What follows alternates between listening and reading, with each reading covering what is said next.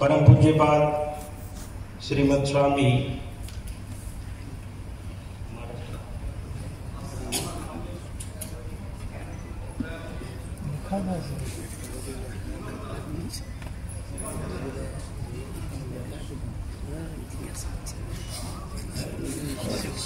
जमशेदपुर आश्रम के अध्यक्ष परम पूज्यपाद श्रीमद स्वामी अमृत रूपानंद जी महाराज के चरणों में मेरा प्रणाम। क्षमा करिए, मैं नाम थोड़ा भूल गया। उसके पश्चात आज की सभा में उपस्थित श्रीमद स्वामी अव्यात्मानंद जी महाराज और श्रीमद स्वामी ज्ञानलोकानंद जी महाराज तथा श्रीमद स्वामी शिव प्रदानंद जी महाराज, सभी महाराज लोगों के चरणों में मैं सादर प्रणाम ज्ञापित करता हूँ। सभा में उपस्थित तथा सभा के मंच पर उपस्थित सभी भक्तों को मेरा सादर से प्रेम नमस्कार। आज की सभा में जो विषय दिया गया है शिव ज्ञानी जीव सेवा, मुझे स्मरण आ रहा है एक लेक्चर में परम पूज्यपाद श्रीमद स्वामी बुद्धेशानंद जी महाराज अध्यक्ष के रूप में विराजमान है और 3-4 वक्ता माँ के ऊपर बोल रहे हैं। तो आप सभी जानते हैं कि माँ के जीवन की घटनाएं एक सीमित घटनाएं हैं, बहुत घटना बाहुल्य नहीं है। तो एक एक करके सभी लोग माँ के जीवन की घटनाएं बताते चले जा रहे हैं और सभापति को मुश्किल होता है कि उनके लिए कोई घटनाएं नहीं बचती। सारी घटनाएं खत्म हो गई और महाराज जी का अध्यक्षीय भाषण प्रारंभ हो रहा है। तो महाराज कहते हैं कि ये मत समझो मैं कुछ नया बोल पाऊंगा, क्योंकि माँ के जीवन की संपूर्ण घटनाएं मेरे से पूर्व सभी वक्ताओं ने बोल दी हैं। लेकिन ये जो माँ का जीवन है ये मीठी रोटी के समान है, इसको कहीं से भी खाओ ये मीठी लगने वाली है।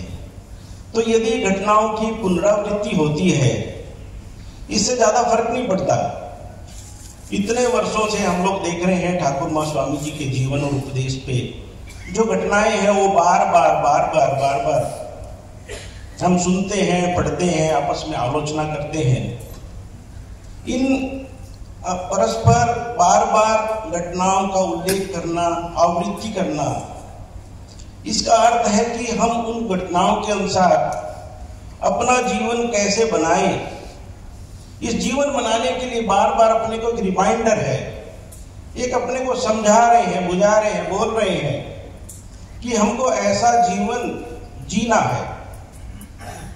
तो इसी प्रकार ये सतत जैसा कहा गया है कि एक माँ का एक छोटा बेटा है और वो बेटा आग पकड़ना चाहता है।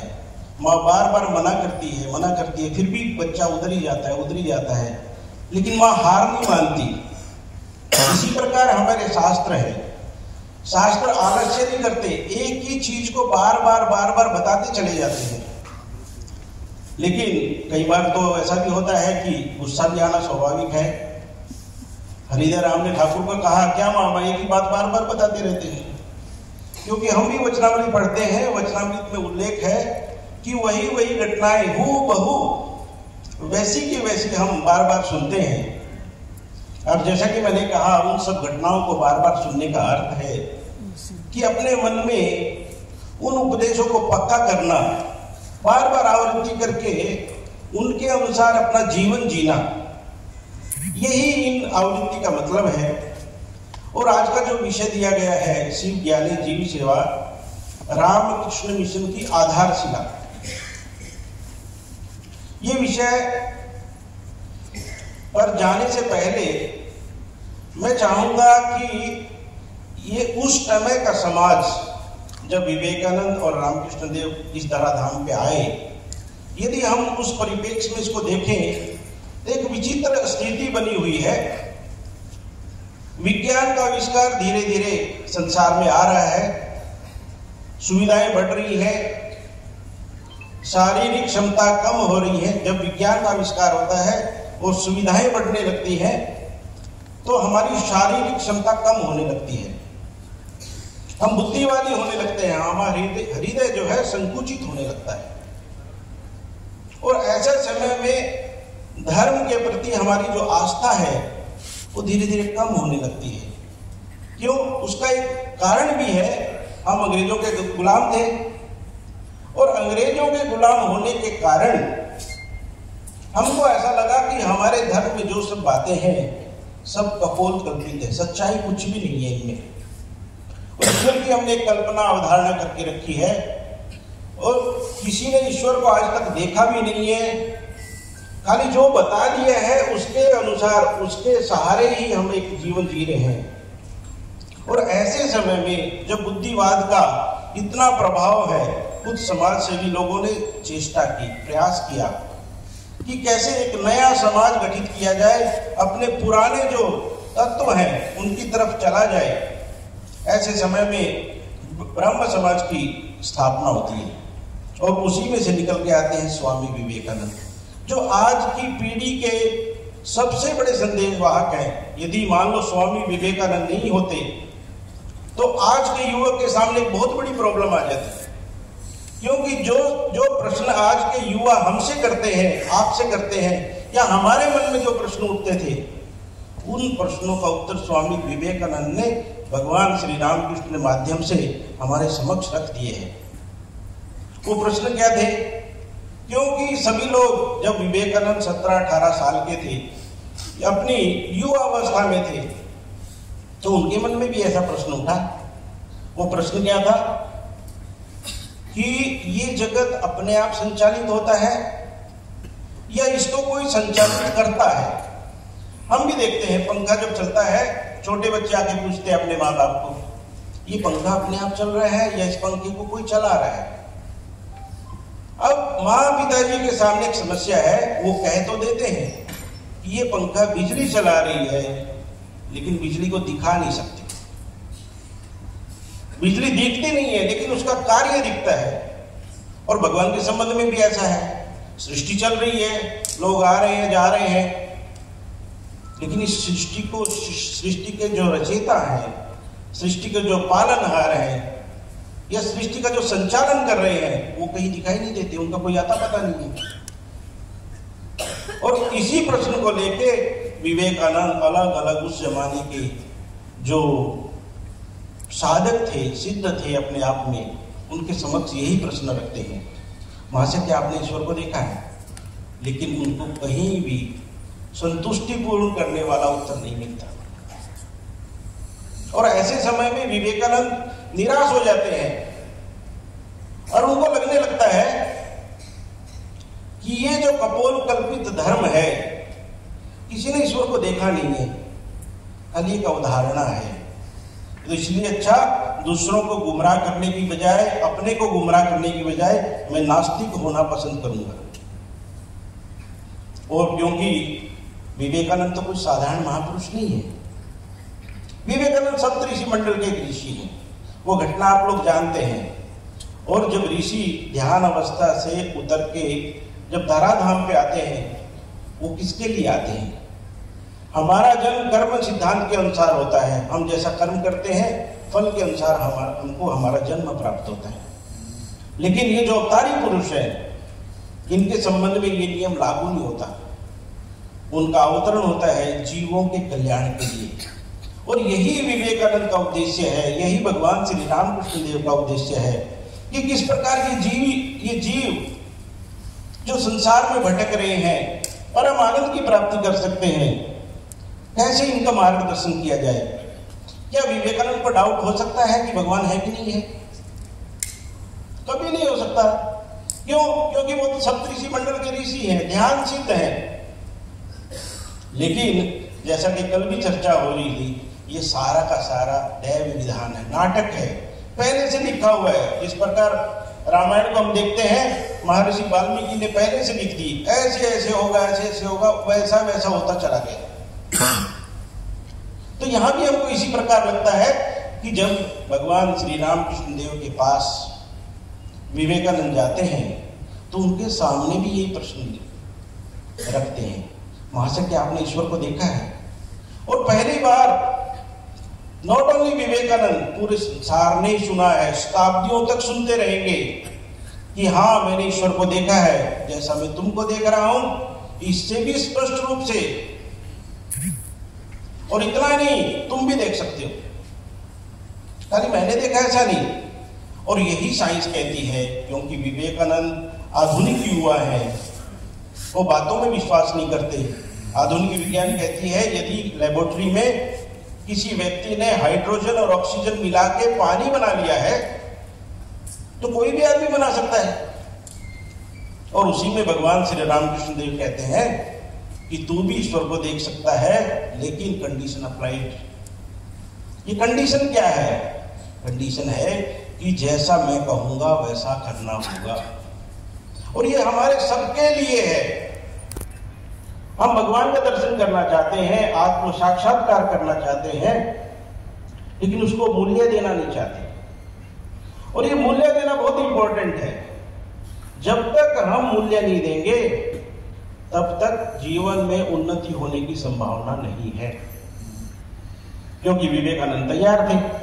और इस प्रश्न और उत्तर से हमको क्या फायदा हुआ कि हमारे मन में जो संदेह उठने वाला था कि ईश्वर है कि नहीं है, उसका समाधान हो गया। अभी हम सोचते नहीं, क्योंकि विवेकानंद जैसे महापुरुष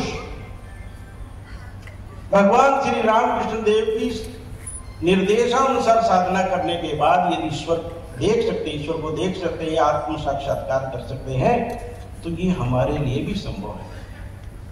लेकिन जिस प्रकार ठाकुर जी ने कहा कि मुगल काल का सिक्का अंग्रेजों के जमाने में नहीं चलता। ये जो सिद्धांत है आत्म साक्षात्कार करने के, क्या रामकृष्ण विवेकानंद के पहले लोगों ने आत्मा का साक्षात्कार नहीं किया था, या ईश्वर के दर्शन नहीं हुए थे? हुए थे। तो उन्होंने नया क्या किया? ये अवतारी पुरुष क्या करते हैं कि आधुनिक युग के अनुसार जो पुराने सिद्धांत हैं उनको नए सांचे में ढाल के हमारे सामने रख देते हैं। अंतर वही है, सिद्धांत वही है। किसी भी सिद्धांत के सच बोलने से समझौता हुआ है, ब्रह्मचर्य के साथ क्या समझौता हुआ है, पवित्रता के साथ क्या समझौता हुआ है? नहीं हुआ। उन्हीं पुराने सिद्धांतों को युग उपयोगी बना के हमारे समक्ष रख दिया है। और इसी में एक सिद्धांत आता है, शिव ज्ञान से जीव सेवा। हमारे शास्त्र कहते हैं कि अंतमति सो गति। अंत काल में हमारे मन में जो भाव रहेगा वैसा ही हमारा अग्रजन होगा। ये पक्की बात है। लेकिन बहुत लोगों की धारणा क्या है, अंतकाल तो जब आएगा तब देख लेंगे, तब भगवान का नाम ले लेंगे फट से। लोग सोचते भी हैं, लेकिन क्या किसी को मालूम है हमारा अंतकाल कब आने वाला है? मुझे स्मरण आ रहा है कि एक बुढ़ा मरने वाला था, मृत्यु बहुत पास में आ रही थी, लड़के साथ में खड़े थे। लड़कों ने सोचा, उनके बच्चों ने सोचा कि पिताजी को राम का नाम सुना देना चाहिए, अभी इनसे बुलवा दो, क्योंकि राम का नाम लेके यदि मरेंगे तो मुक्त हो जाएंगे। तो पिताजी को कह रहे हैं, पिताजी राम बोलो। पिताजी बोलते नहीं। दोबारा कहा, पिताजी राम बोलो, नहीं बोलते। फिर जोर से कहा सब लोग बच्चों ने, पिताजी अंतकाल आ रहा है, राम बोलो। बोले इतना लंबा नाम नहीं बोल सकता, मर गया। क्यों? ऐसा क्यों हुआ? राम का नाम क्यों नहीं बोला? क्योंकि संस्कार नहीं है, वो निकलेगा ही नहीं। ठाकुर जी ने कहा जो खाओगे उसी की डकार आएगी। मूली खाओगे, मूली की डकार आएगी, और कुछ व्यंजन खाओगे, उसी की डकार आएगी। तो इसलिए विवेकानंद कहते हैं स्पिरिचुअल लाइफ कभी भी सुबह शाम जब ध्यान करने से नहीं होती। पूरा सर्कल सब समय 24/7 सब समझ करने से होती। तो सब समय हम कैसे करेंगे? उसी का मंत्र दे दिया है, शिव ज्ञान से जीव सेवा। रामकृष्ण मिशन 4 आयामों में काम करता है। पहला है, हम लोग के मंदिर हैं। बेसिकली हम वही पुरातनपंथी सन्यासी हैं जिन्होंने घर बार छोड़ा है ईश्वर का साक्षात्कार करने के लिए। लेकिन मिशन में क्यों आए हैं? हम उन साधुओं की तरह बाहर क्यों नहीं चले गए? क्योंकि हमको वो अनुकूल नहीं लग रहा है, हमको ये साधना पद्धति अनुकूल है। जो भी हम रामकृष्ण मिशन में आए हैं, हमको ये साधना पद्धति अनुकूल लग रही है। तो हम मंदिर में पूजा करते हैं, ध्यान करते हैं, साधना करते हैं, शास्त्र पाठ करते हैं। उसके बाद स्वामी जी ने कहा, सुबह शाम तो जब ध्यान करोगे, बाकी के टाइम में क्या करोगे? बाकी टाइम में ईश्वर का मनन करने के लिए सबसे आसान जो तरीका है वो है सेवा का। मैं आपको एक घटना बताता हूँ, बहुत सुंदर घटना है, वो मिशन से संबंधित नहीं है लेकिन बहुत अच्छी बात है। उसमें ऐसा है कि 2010 में मैं और एक स्वामी जी अमरकंटक से ओंकारेश्वर तक पैदल चल चल के आ गए थे। चलते आ रहे थे, भिक्षा करके खाते थे। दोपहर हो गई, बहुत भूख लगी थी, कहीं कोई दिख नहीं रहा, आकाश वृत्ति में थे, कोई खाना खिलाएगा तभी खाएंगे। तो देखा कि नर्मदा जी के ऊपर टीले पे एक झंडा दिखाई दे रहा है। झंडे को देखते देखते चले गए। वहां देख रहे हैं छोटा सा आश्रम है, जीर्ण सी कुटियानुमा आश्रम है, फटी हुई चटाई है और एक वृद्ध सन्यासी है, 70-80 साल की उम्र हो गई।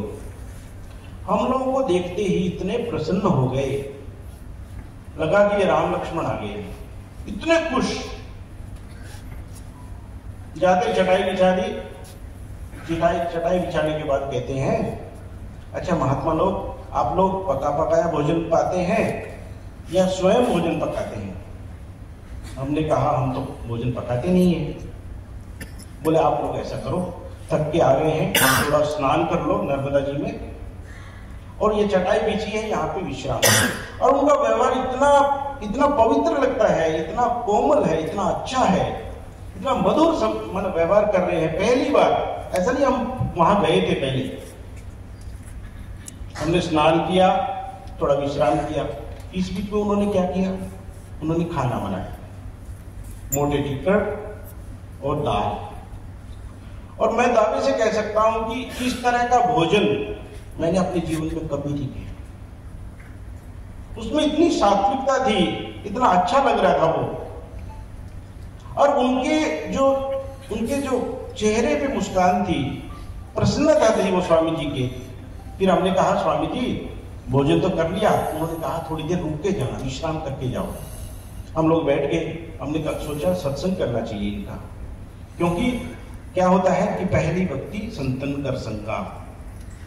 भक्ति की शुरुआत यदि हम जैसे लोगों के साथ रहेंगे, वैसा ही संग करके वैसे ही बन जाएंगे।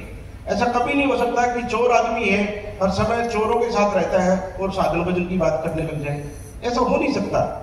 जिन लोगों के संग रहते हैं हम लोग, वैसे संस्कार होता है। यही भावना लेके हमने सोचा कि महाराज का सत्संग करना चाहिए। तो उन्होंने अब एक बड़ी काम की बात हम लोगों को बताई।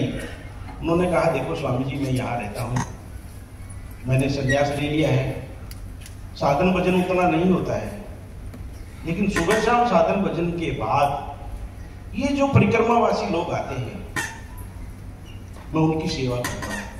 और एक ही भावना है कि ये सब मां नर्मदा के रूप हैं। मैं यही सोचता हूं कि मां नर्मदा साक्षात आ गई है, और उसी भावना से न मुझे थकान होती है, न आलस आता है, न और कुछ लगता है। यही है शिव ज्ञान से जीव सेवा, जो स्वामी जी कह रहे थे। क्योंकि यदि हम कर्म की भावना से काम करते हैं, हमको आलस आ जाएगा, थकान होगी। लेकिन जब हम देखते हैं कि सामने प्रभु खड़ा है, और स्वामी जी ने कहा कि यदि कोई व्यक्ति भूखा है तो उनकी आराधना उपासना कैसे करेंगे? रोटी देके करेंगे। यदि कोई रोगी है, उसकी उपासना आरती करने से नहीं होगा, उसकी उपासना करेंगे, उसको औषधि देके करना पड़ेगा। और यदि कहीं पे नेचुरल कैलामिटीज हो गई है, कोई भूकंप आया है, बाढ़ आ गई है, राहत कार्य के द्वारा हम सेवा करेंगे। ये जो भावना है, ईशावास्य विदम सर्वम यत्किंचित जगत्याम जगत, सभी में वही परमात्मा भरे हुए हैं, सभी परमात्मा से ओतप्रोत ये जगत है। और क्या अच्छा, ये एक और बात है, ये जो चीजें हैं क्या हम पहली बार सुन रहे हैं? स्वामी जी ने एक लेक्चर में प्रश्न उठाया है कि भारत में बच्चा बच्चा जानता है हर कंकड़ में शिव जी का वास है, तो शिव जी तो दिखाई नहीं देते। तो इसके लिए स्वामी जी उत्तर देते हैं कि इसी का बार बार हम पुनरावृत्ति करनी पड़ेगी, पुनरावृत्ति। क्योंकि मान लो मुझे कुछ ऐसे खाद्य पदार्थ हो जिनके खाने में मेरी रुचि ना हो, और यदि बार बार मैं रिपीट करता चला जाऊं, खाता चला जाऊं, तो थोड़े दिन के बाद आदत पड़ जाती है, संस्कार बन जाता है, और उसी में फिर हमको रुचि होने लगती है।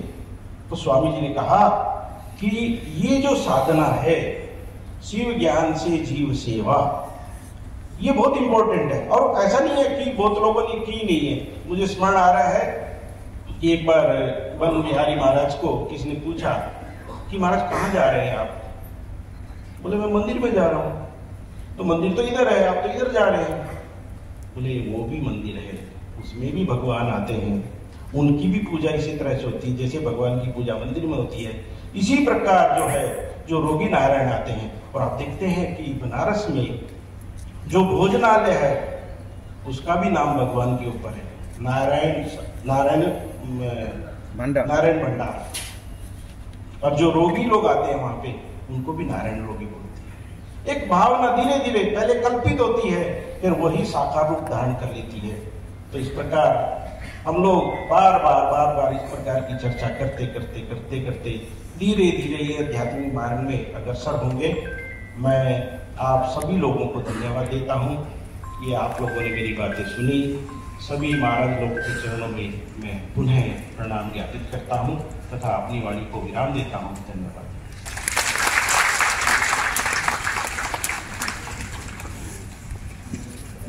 स्वामी विवेकानंद महाराज को